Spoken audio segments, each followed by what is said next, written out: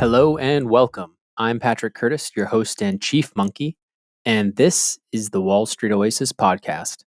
Join me as I talk to some of the community's most successful and inspirational members to gain valuable insight into different career paths and life in general. Let's get to it. We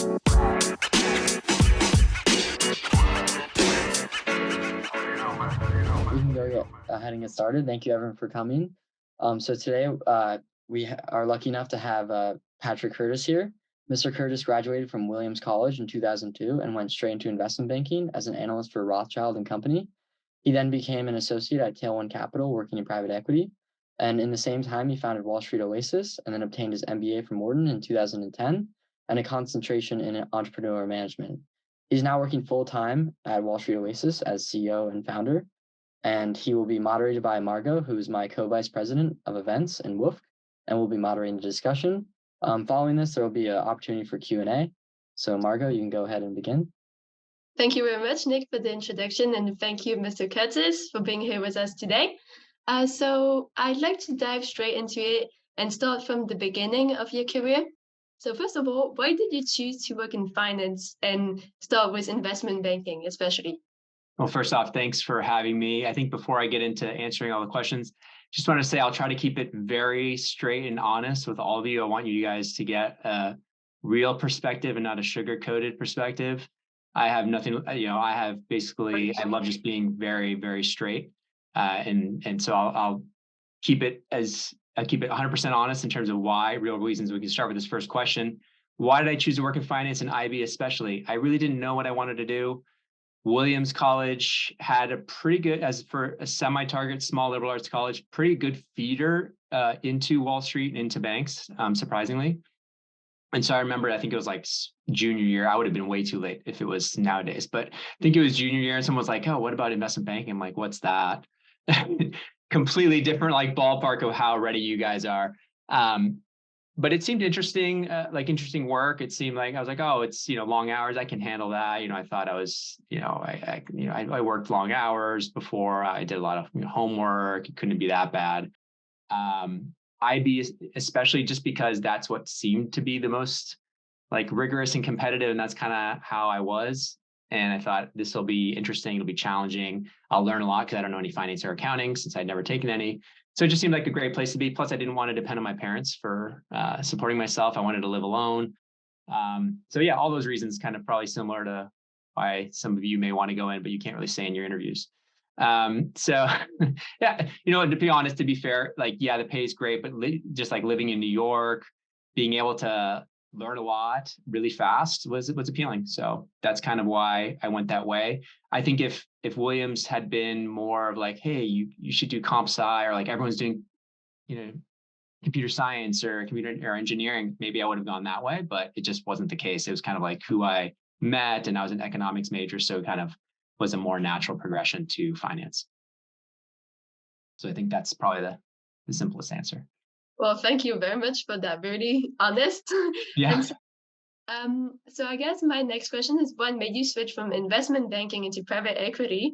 And what was the biggest surprise that you faced during that change? Yeah, so I think it's important to note in the introduction, it was, I think maybe Nick got it from my bios and whatnot, and it's not everywhere, but I went actually from investment banking to private equity, but I went to a private equity shop in Boston and ended up getting fired 4 months later.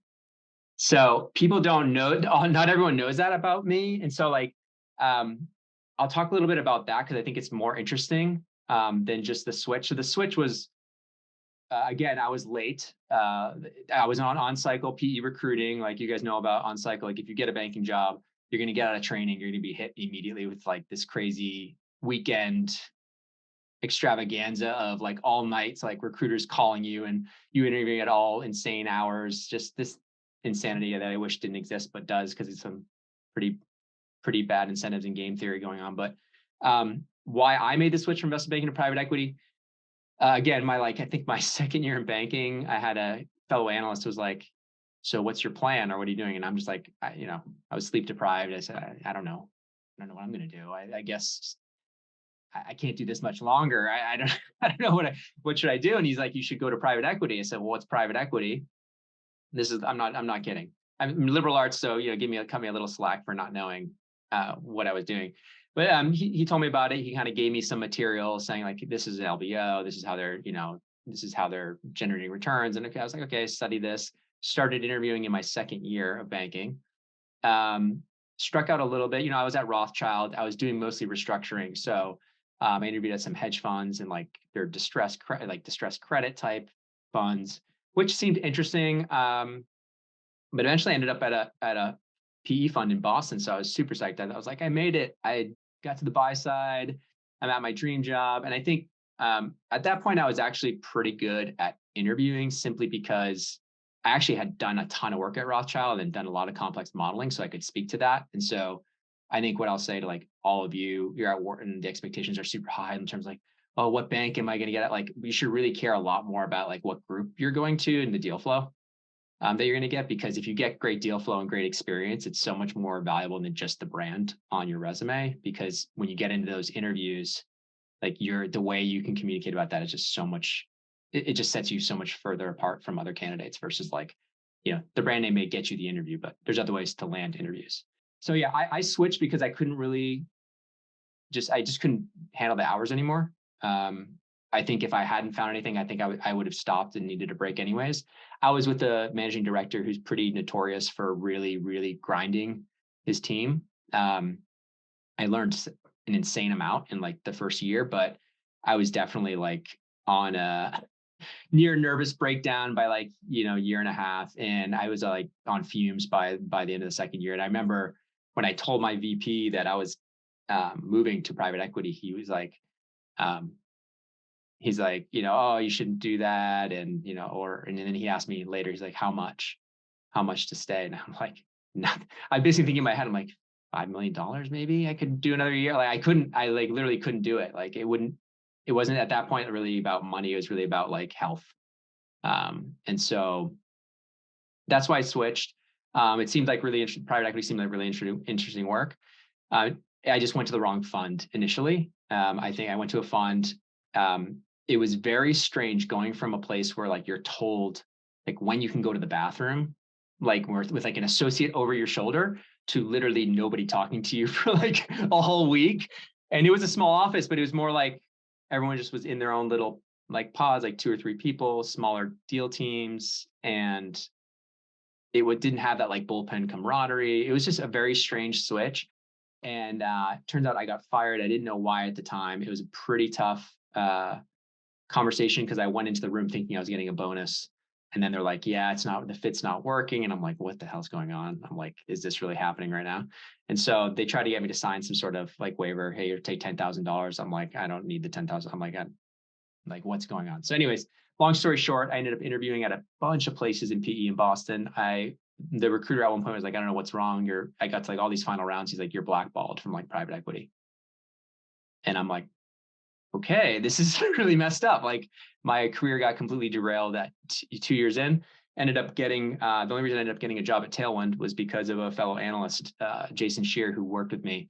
He's now like a partner at Apollo or something crazy, but he worked with me at Rothschild, vouched for me at Tailwind, being like, oh no, Patrick works crazy long hours and hard work and he's sharp. So he's the only reason I ended up back on my feet at Tailwind. And so I worked there for 3.5 years. But like, I think that experience of getting fired is kind of why Wall Street Oasis even exists, because it was almost like it totally threw my whole framework of like, work hard, put your head down, everything's going to take care of itself. And it's like, no, actually, and I think it's actually really similar to like what's happening today. And people are like realizing like it's actually not that safe of a place. And sometimes things way out of your control, no matter how good you are or how hardworking you are, it is out of your control. So for me, I think that's why I switched. And the biggest surprise was that things weren't going to take care of themselves. Like you had to take it in your own hands in terms of what you did for your future. So yeah, that's kind of long answer to that question. Well, thank you very much. Yeah. So I guess, for what reason did you decide to pursue an MBA?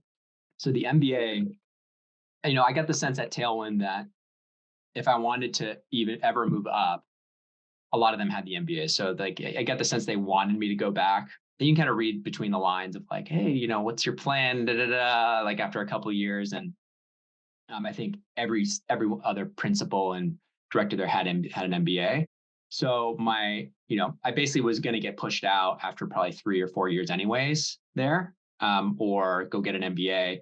And so at the time I had started Wall Street Oasis in 2006. So it had already grown to be not huge, but like it was like 1 million page views a month, which can't really feed a family, but it could maybe feed one person if you're kind of careful. And so I thought to myself, there's probably something here. If I have a couple of years, go to school, I have the option of potentially going back to private equity, or if this actually does grow enough, if I can, monetize it a little bit more, it's potentially something I could do and run with. And so my reason to pursue the MBA was really to see if I could have a little bit more runway to grow this business, with kind of the cover of school.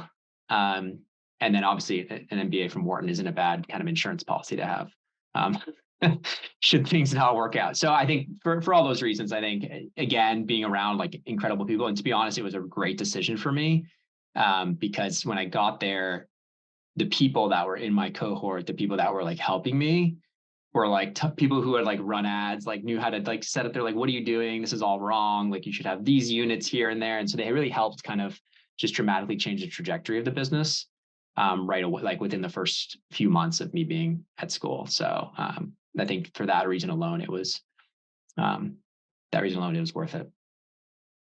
Thank you. So we already slightly talked about it, but what led you to found Wall Street Oasis? Yeah, so it was partly, I think, that discomfort of having been fired early in my career and knowing like, well, I probably want to have something on the side just in case that happens again, or, for whatever reason, we enter into a deep recession. And so I think the other thing that actually like really pushed me to do it was, it's kind of embarrassing, kind of funny. I read like some Forbes 30 under 30 article, and it was like all these businesses, and it was like, I remember what struck me about reading all of them is like a lot of them were these tiny little businesses. I'm like, this is the Forbes 30 under 30. I'm like, this is kind of like, none of these are the next Google. A lot of them are really niche, small businesses. And it kind of just struck me like, I could just do something like that or something online. And then I figured like, what do I know? Well, I don't know much. So maybe it's something around investment banking and in that community. So that's how it started. Yeah, that was it. Yeah. And what was the greatest challenge you had to face in the process of creating Wall Street Oasis and being in university in the same time? Yeah, well, initially, I went from like 90-ish hours a week down to about 50, 60 hours a week at Tailwind. So it felt like a vacation. I felt like I had all this free time. So working 10 to 15 hours a week on top of my full-time job before even going to Wharton, didn't feel like, it felt fun. Like it was actually really exciting to see people communicating, getting value out of the platform, even before it made any money. That was awesome. So the greatest challenge was definitely early on, like the first few years when there wasn't much money coming in, but I still needed some help on the development side to like get basic things working or fix them. I still think it's still a challenge because I don't have a technical background. So having developers that I really trust, I think helps with that. But yeah, I think just surviving those first few years and not just sticking with it. I mean, I think for me, because it was my own thing, it just made it easier to stick with it. I don't know. I think after you go to banking and you work that many hours for somebody else, like working 20 hours for something that makes like barely any money, it doesn't feel that bad because at least it's yours, so. And would you say that this would like, what is the scariest part of creating Wall Street Oasis?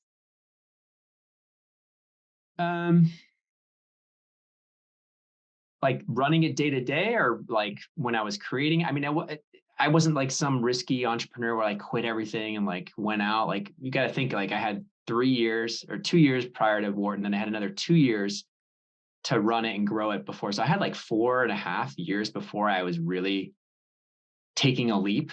By that point, yes, it was a pay cut coming from private equity. If I had gone back to private equity, I would have made more, but it wasn't like it was like a 30, 40% pay cut instead of a 80 or 90%. It wasn't like I went and was making suddenly like $20,000 a year and having to somehow survive.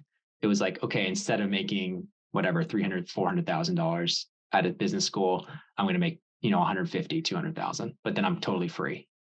So for me, that trade-off was pretty easy to make because you also have all the upside associated with like building something. So I don't know.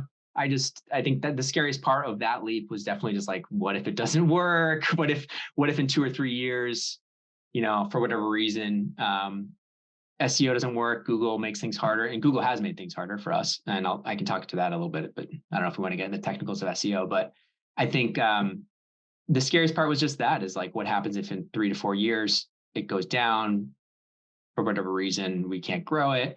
And then I can't get back into private equity because now I'm stale. I'm like old, and like now it's like that ship has sailed so far. Like I think if I was ever to go back in anything else, I'd have to work with like startups and do that type of stuff, because it's that the traditional finance role has, I think, is very far gone. But yeah, I think that's probably the scariest part of making that jump. Well, we saw that worked pretty well, indeed. It worked out. Yes. Is there something that keeps surprising you every day? Yes. What surprised me, there's like partners, managing directors, VPs on the forum actually like giving advice for free for like hours a week. That still shocks me, for all for silver bananas and virtual currency.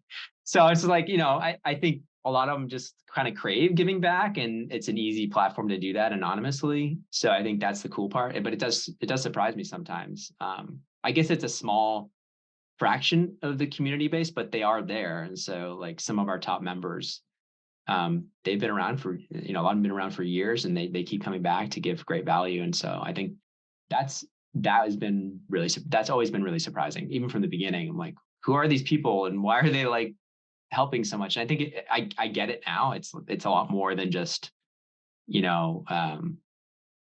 the people getting the value are not just the people like receiving the advice. It's like the people giving the advice feel good too. So talking about the platform, how do you promote a positive culture on the forum that could involve more controversial subjects? This has been probably one of the most challenging things, besides the dev side, is moderating a group of 18 to 24-year-olds that are anonymous. It is a nightmare on a lot of levels. So I think promoting a positive culture, so like you can have as many terms and conditions around like speak with respect, treat people how you'd want to be treated, talk as if your name's going to be associated with it. And I think for the vast majority of members, that's what they do. However, when you introduce the level of anonymous posting, what happens, and there's kind of 2 layers of being anonymous, right? There's your username, which people can be anonymous, and then there's also anonymous posting. So what happens is like you get people who kind of wouldn't say things to your face, that will say things that end up being really toxic. And so we've had to kind of, throughout the 16 years we've been doing this, there's been like almost like a cycle where things will be fine, and then things will kind of degrade, and you'll have like anywhere from 5 to 10 members that are constantly on the forums trying to turn every discussion into an argument or into a political discussion or into something controversial. And then there'll be like 2 people going back and forth on this like sub thread. And so like, I think what we've found is we have a much better system in place. So we started off doing it like all manual. Then we started using some like automated tools, and now we're using a lot of automated tools with a larger team on top of it. So now we have basically a screener. There's like some screener that reads every single post before it even hits a human, and it won't remove anything, but it'll flag potential violations, and with like severity scores on it. So that's been really helpful. And that was only in the last like year and a half, I think we released that. So I think that's helpful because I actually really, really value the controversial subjects. And I think I've learned a ton just by reading the differing opinions in the forum. So I don't like to remove them. I like having that debate back and forth. I just hate it when it gets super base level and like disrespectful. And unfortunately, when you're talking anonymous, like it usually goes there pretty fast. And so like unfortunately, we do have to remove a lot of them. We try sometimes to let them stay up, but what we call no bump, that we'll like make it so that it doesn't keep getting bumped to the top. It will let it float. So people who are having an interesting discussion that may be a little bit offensive to some people, sometimes it'll stay up longer. The problem with that is then maybe like months later, somebody said something really bad that wasn't flagged or our mod team missed. And so we'll occasionally have stuff in the archives that I'm like, how did that, like, that's horrible, like get rid of that. So yeah, it's hard, but I think in terms of promoting positive culture, just continually trying to like lead by example, get the really bad stuff off as fast as possible. And then, just like in terms of how we're sending the violations, make sure you're clear in terms of why it was a violation, communicating that way. And so it's just taken a lot of investment on the tech side, and then on the on just the mod team side to be able to do that. Because we have like a ton of shifts now throughout the day, because there's hundreds of flags that come through every single day. So it's a lot. I guess talking about subjects, on a more personal note, what is your favorite Wall Street Oasis thread of all time, if you have one? I think that one of the funniest and one of my favorites is, I think there was a thread where someone said, I'm in 8th grade. Is it too late? Am I too late for PE recruiting? And then everyone started talking about like target elementary schools and like middle schools. It was really funny. And I think that's probably my favorite, but there's a lot of like useful ones too that are great. There's a lot of like stories of people who like broke in, they were like homeless and then they broke in, like stuff like that. Super inspirational. So it's hard to pick just one, but probably one of those. Yeah, we have our personal favorites about the ranking of Wharton clubs as well. So that's a big one on campus. Oh, the work. Yes, I remember that. Yeah, I remember seeing that. Yes. I don't even remember what it said. So sorry if it was offensive to you guys. No, not for us, not for Wolf. If you had to go back and start everything over again, what would have you done differently for Wall Street Oasis? It's a good question. I think I probably would have hired a little more aggressively earlier. And coming from restructuring, I think I was like very scared and tainted like all these businesses going bankrupt. I'm like, kind of frames your perspective, and trying to grow a business from like this almost like a scared position. It's good because it keeps you like cash flow positive and all this stuff. But if like you don't actually invest in, and I think higher quality people and higher quality skills, higher quality consultants to come in and like just tell you everything you're doing wrong, your growth is a lot slower than what it could have been. So I think that's probably the only thing I would have changed. Like, I think overall it's been great. But I would probably just like bring in some people that know a lot more than me earlier and tell me everything I'm doing wrong. And we're still doing a lot of things wrong. But at least I feel like we're a little more knowledgeable about that now. And it's more about just getting the right people, like the right skill sets and the right team. Like, we need a UI UX designer. We need to get a mobile app better. I know all these things. It's just a question of actually getting the right skilled people in place. So. Yeah. So now we're going to switch on more of the recruiting side, as you're the master of this subject. How can students at Penn best prepare for the professional life after graduation? Yeah, so I think for this, professional life, like they teach you like the modeling skills, probably you guys know all that stuff, the accounting.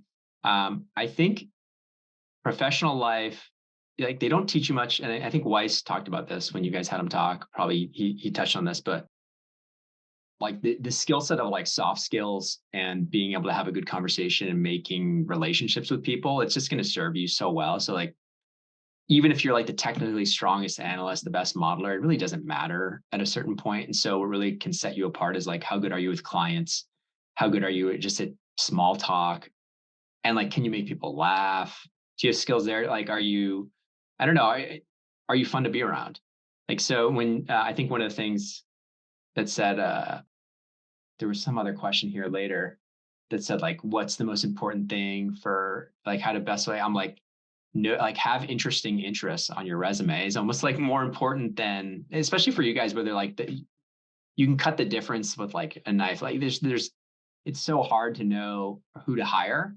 So like they could hire any one of you and you'll all do a great job. So like the question is more around who do you want to be with? Who's most interesting?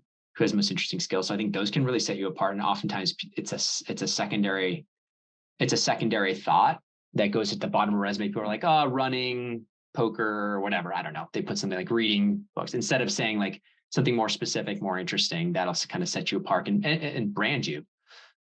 So like in terms of preparing for your professional life after graduation, I think just keep talking to people. One of my mentees, Grace from Fordham, she did so many like informational interviews and calls with people that she's incredibly well spoken. And like she's already it's like she's a senior, but it's like she's 2 or 3 years more mature as a result of that, of all those calls. And so like I'm sure all of you are doing that, or most of you are probably doing that.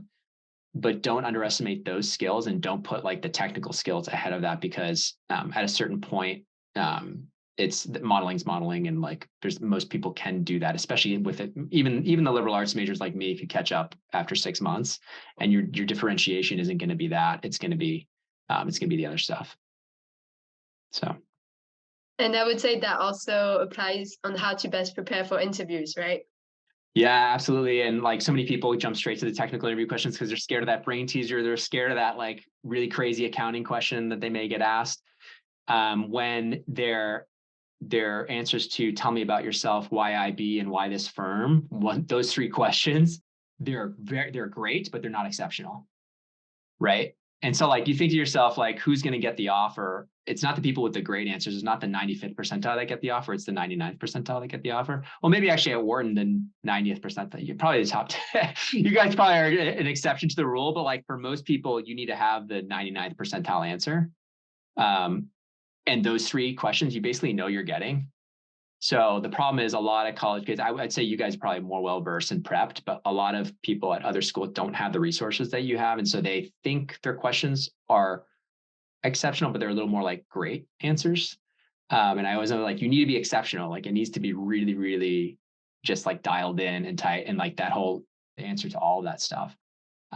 It doesn't mean making it like super, like you're born to do this job or anything like that. It's more around, being specific around why the specific role is interesting to you, and it being a little bit more than just like the generic answers of like, I want to work around smart people and blah, blah, blah.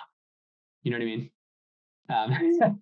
So it's like making it more personal and making it a little bit more like, oh, wow, that stands out, that answer.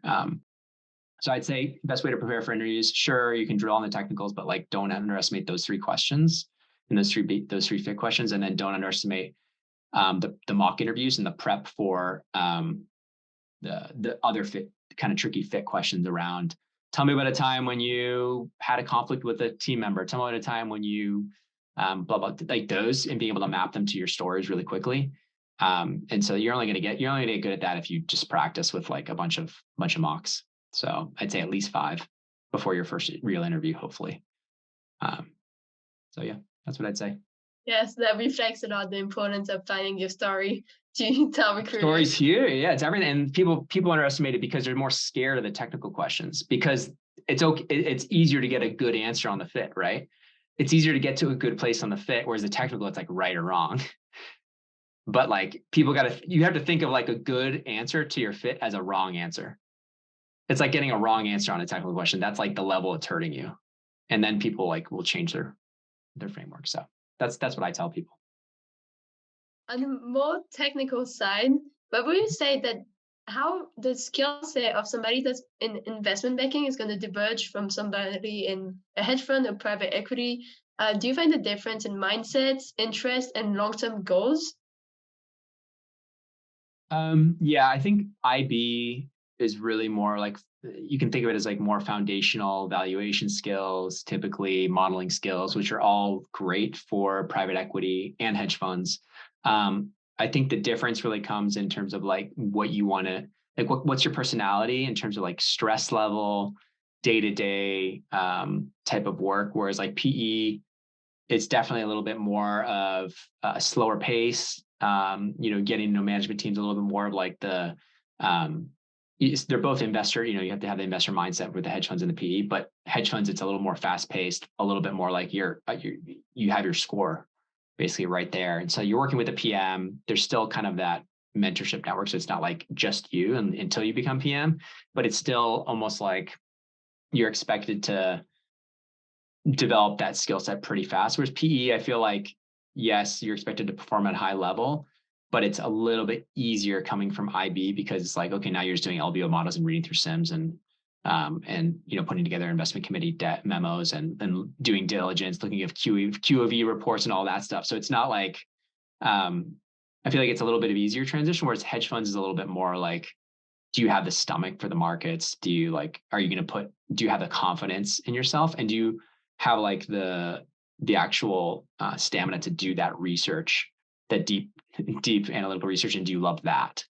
And so like, I'd say hedge funds probably a little nerdier, a little bit more like they like to be a little more introverted. Maybe they like to really go deep into industries and look at that in terms of like valuation. Whereas private equity, it's a little bit more. You have the LBO model, but that's like super easy in terms of like the modeling, and it's more about management team, a little more like a consulting skill set where like, okay, you're looking at like industry dynamics, the capital needs of the business, that type of thing. So yeah, different mindsets, maybe maybe more short-term versus long-term. Private equity, obviously hold times are 3 to 7 years plus. Hedge funds can be anywhere from like, a few days to months, but usually much shorter than several years. So yeah. No, it's great to know from somebody that actually experienced the different industries.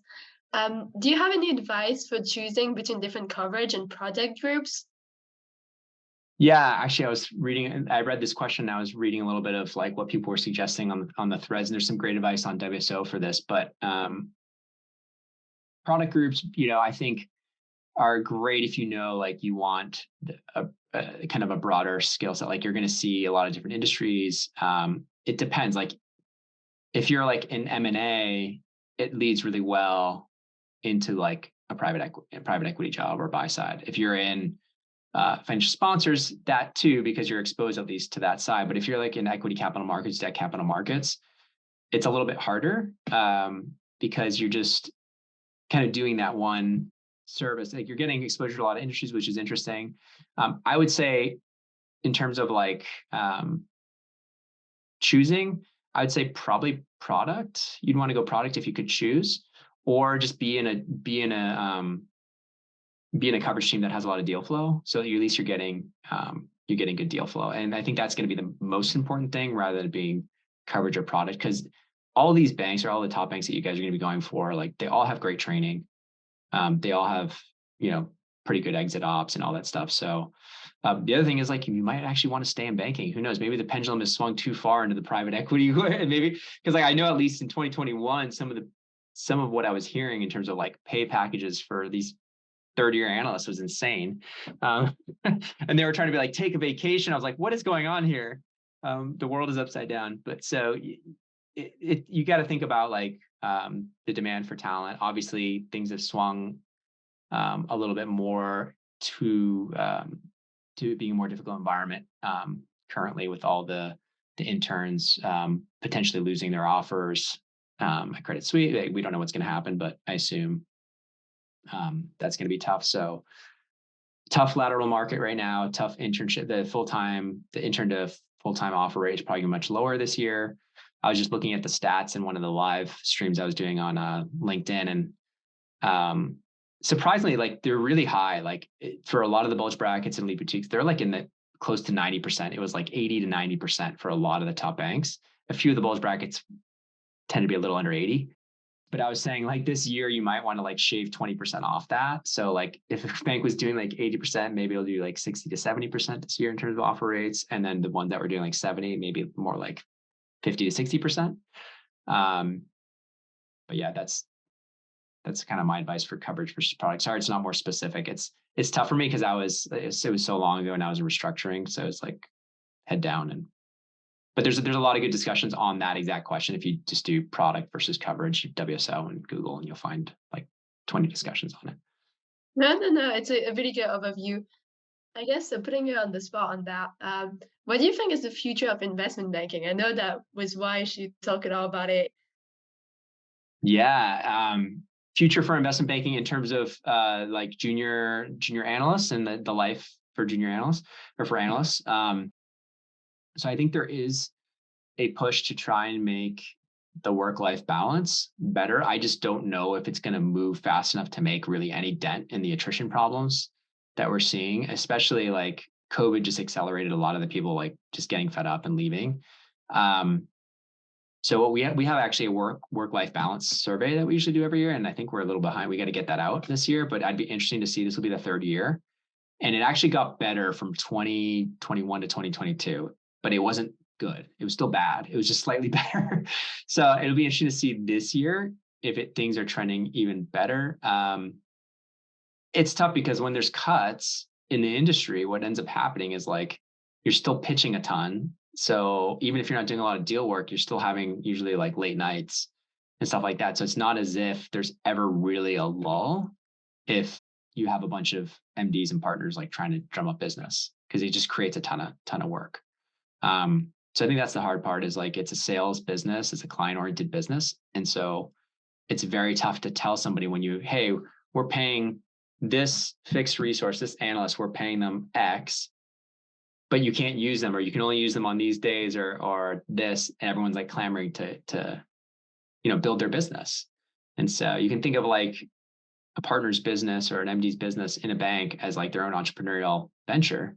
And they're just, they're hanging their name in there, and everyone's trying to grab for the same resources.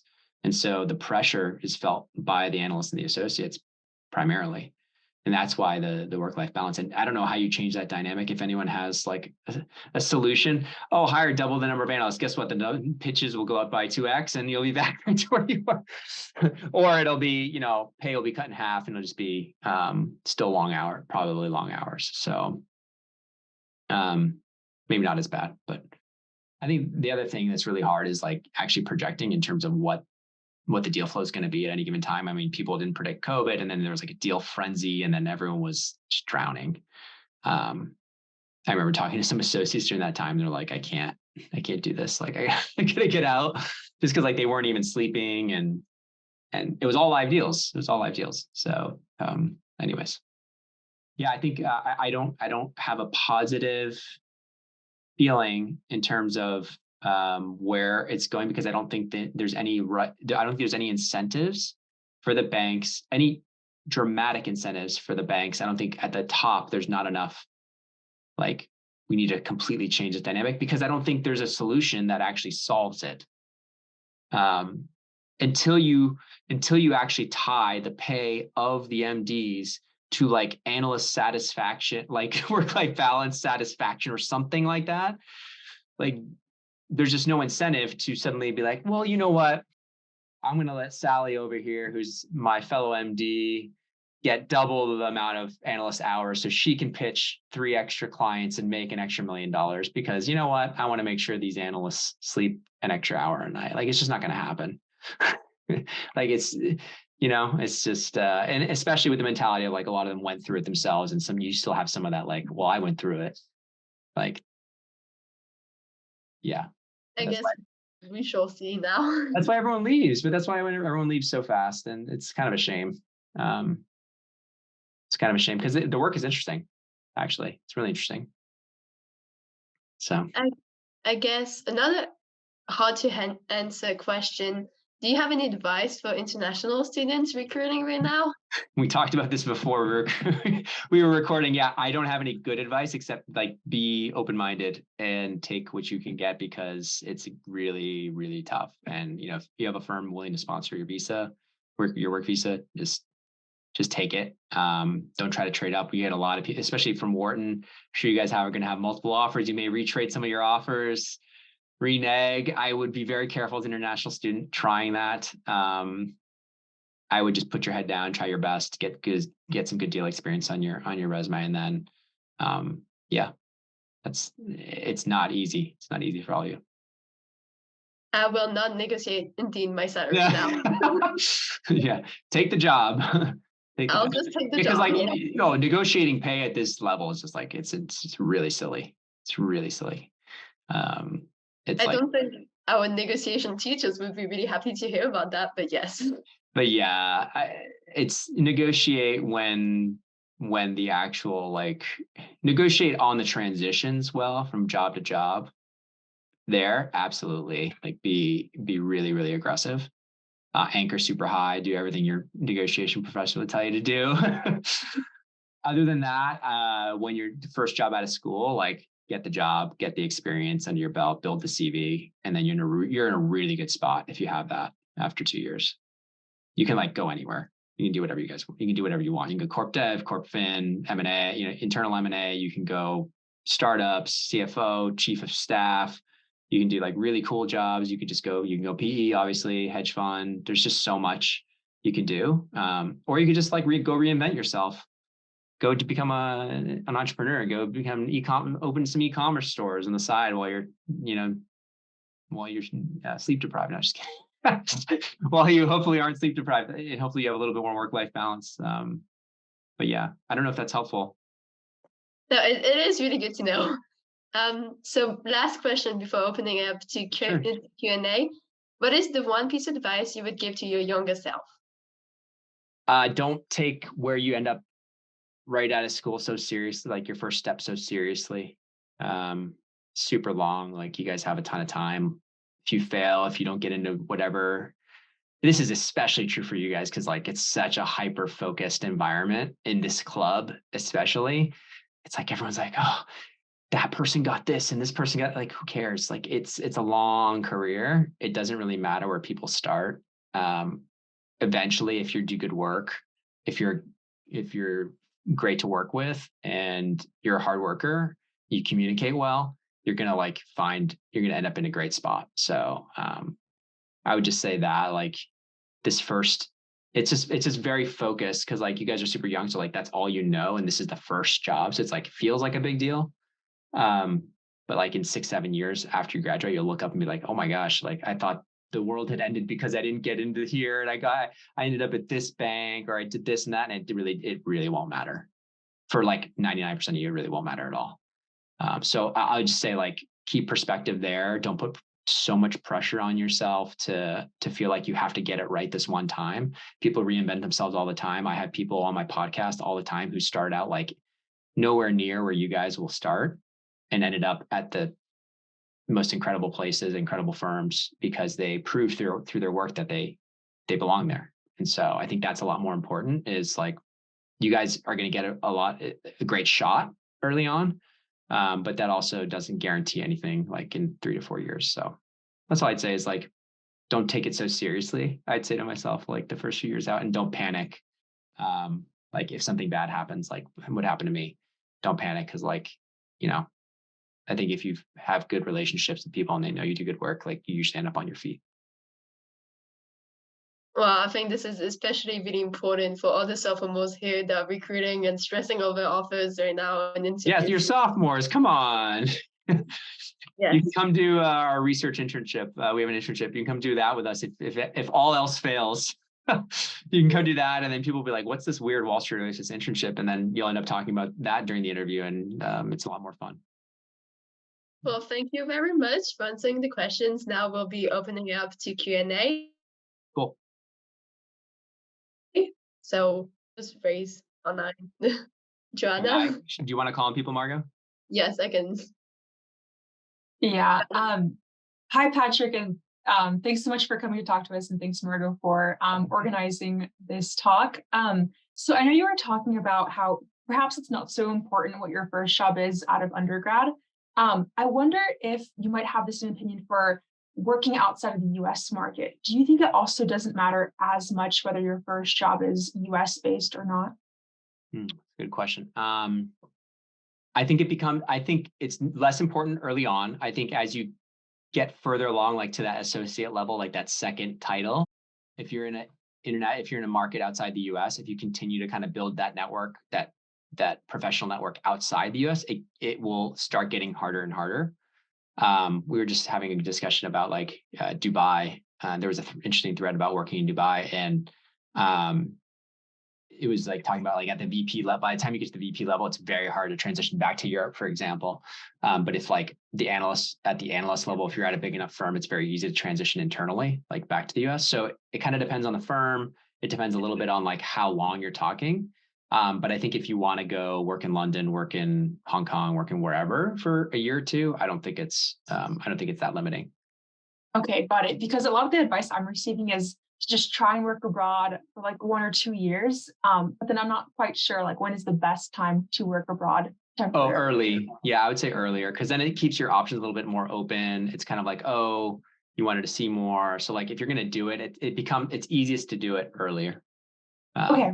Yeah. But more important than that, like I think the work you're actually gonna be doing is what's gonna matter. Like, so like it'll be easier to stay in that same kind of field. And like, so if like you suddenly are like working in FIG at some bank in London, it's still gonna be hard to transition back to the US, not because it's coming back to the US, but just because you worked in FIG. And so like you'll need to find a place in FIG, most likely, to get that transition, you know? So like think of more like the work experience in the actual day-to-day as what matters more than like the geographic location.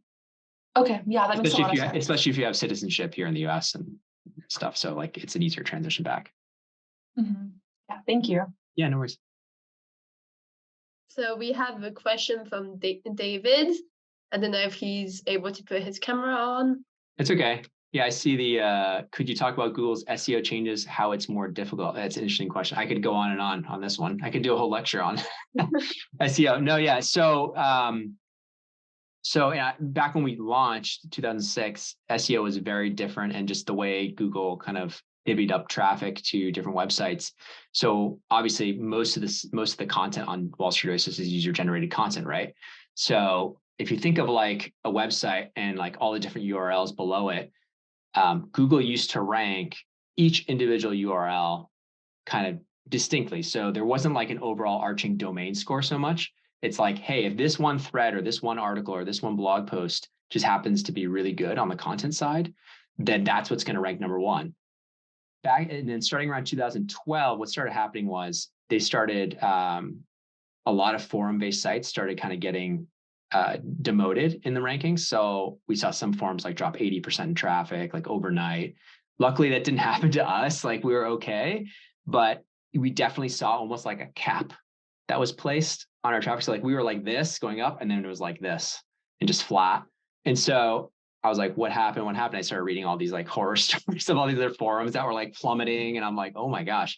So Google started doing a couple of things. So the reason the forums didn't do so well is because there used to be like a concentration in the results. So like if you typed in Houlihan Lokey interview questions, like back in 08, 09, 2010, we probably had like the top like 7 results, and we would get like the top 5 or like whatever, top 7 results would be all Wall Street Oasis, because it was like lots of discussion, lots of content, very top, like very much on that topic.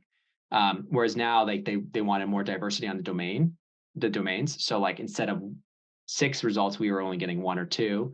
And then more specifically, user generated content was demoted. So now they're really looking for expertise, authority, and trust, which is very hard to show for user generated content that is anonymous. So for us, so it's kind of like shifted away from that. They wanted expertise, authority, and trust. And so we've done things to help on that end. So we have a whole resources section now, articles where we're putting like actual authors and bios and having it reviewed by like a content team and stuff like that, and putting our bios up there. But in terms of how we're getting our traffic, mostly it's still 80% SEO, 80% organic search traffic. So it's still very much dependent. We're still very much dependent on that. Yeah, that's kind of how that's a quick summary of how things have changed over the years. If you want to geek out more on it, we can talk over email. So we have a question from Enrique. Mm-hmm. Hi, Patrick. My name is Enrique. Thanks for coming out. Appreciate your time. No. Also share that same favorite thread of yours that you mentioned earlier. Unfortunately, I was not born at a Target hospital, but I got. So based on your experience in IB and PE, I know you mentioned earlier the coverage versus product group and how there's preference and all that. When it comes to PE, do you think that same argument applies to where middle market fund that's investing in growth equity in healthcare or in software? Do you think there's a preferable sector when it comes to PE? I think whatever interests you the most is going to keep you motivated, like coming to work every day and like being happy. I think that's probably what matters the most. Obviously, tech's going through a pretty tough time right now. Probably growth equity in that space. But if you're really passionate about it, really passionate about SaaS or whatnot, I would say go for it. I would say probably some like the industrial based businesses, those types of businesses, a little more like traditional LBO candidates, maybe don't get as much love as they used to get. And like, they could be great places to build a career. Same thing with private credit, which has kind of had a little bit of some new growth with a lot of the mega funds releasing, having larger arms doing that now. Definitely a place that's kind of underappreciated as a career. And I think a lot of the work can be very interesting there as well. So I'd encourage you. I think it's going to just matter like more about your interests, and you'll probably know more after like a year or so. And that's the other downside of having PE recruiting so early. If it's like some niche PE fund and you're not even really sure if you're interested in the industry, it's kind of like you have to just guess. But I was talking to I was talking to like an HR, I think somebody at HR, like one of these funds a couple of days ago, and they were talking about how they stopped. Was it Riverside or one of these PE fund, middle market PE funds? They said they stopped doing on cycle because they found like all these bankers were reneging on their PE offers like right before start date. Like a good third of the class was just like, nah, I decided to go do something else, and they were kind of shocked. But yeah, that's what I'd say is like, unfortunately it's early. So you kind of have to like be like, yeah, this is what I want to do. And what I'd say is like, just take the best offer you have and then try to learn about yourself as fast as you can to try not renege last second. But yeah, to be honest, like it's not fair to you guys to be forced like to be recruiting sophomore year for banking and then right away for PE. So I would do what's right for yourself.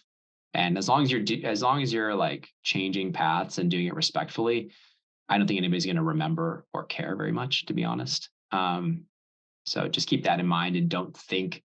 I know the world revolves around like what's in your head, and for all of us, we have that kind of, I guess, weakness of just looking inward and thinking everybody cares so much. But like, unless it's like a tiny PE fund that you're like, yeah, I'm going to come join you guys. They're like depending on you, like for like they'll be okay, and there's a line of other people ready to like jump in behind you. So I wouldn't worry about that. Awesome. I'll check out some more WSO podcasts and thanks. Awesome. Cool, man. Thanks for joining. Now we have a question in the chat from Amy. I need the glasses for that. What's the implications of the Credit Suisse fallout and learning lessons from IBD recruiting, thinking of Lehman Brothers, etc.? The lesson is don't just go for bulge bracket banks. No, just kidding. No, the lesson is that like it's not just about getting an offer. The lesson is just it's not about just getting one offer. It's about building relationships across firms across the street. And I think not that I was very good at this, but the people that I mentor and the people that I talk with now, I'm always like, you need to stay in touch. And it gets really hard when you're working banking, but like, I think it's your network and not just, I was laughing because it says Credit Suisse, Susie, I think, but I just noticed that. But like, honestly, like if you have strong relationships at a lot of different banks, it's just so much like you have so much more insurance around something like this happening and being able to get into like a process for like a lateral job.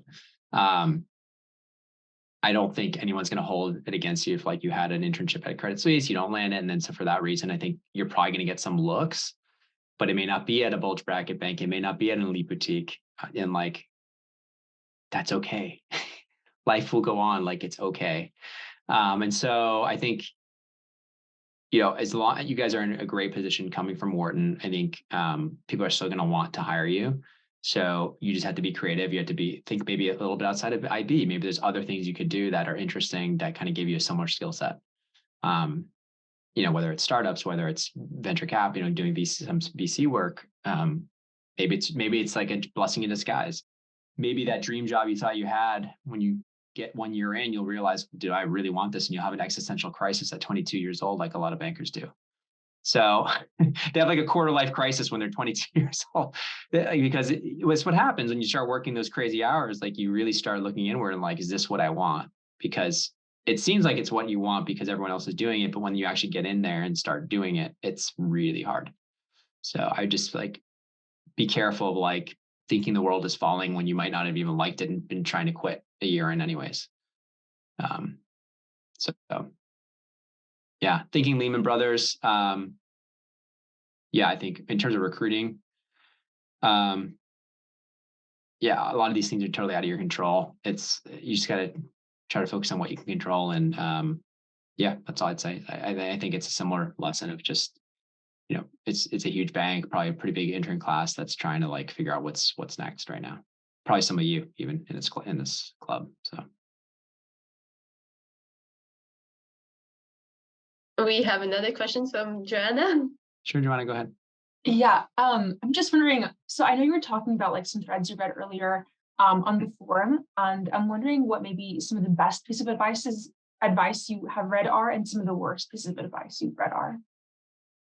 Oh, just like in general over the years? Yeah. Yeah, usually there's some really great threads in terms of like, there was a question on like how to best prepare for professional life. Mm-hmm. As much as like I said about like getting good at talking and all this stuff, there are some things that would be good to review based on like just work products and being professional. I've heard from some people, like kids coming out of COVID and associates, like they just don't even know how to act in a professional work environment because they were like cooped up for 2 years.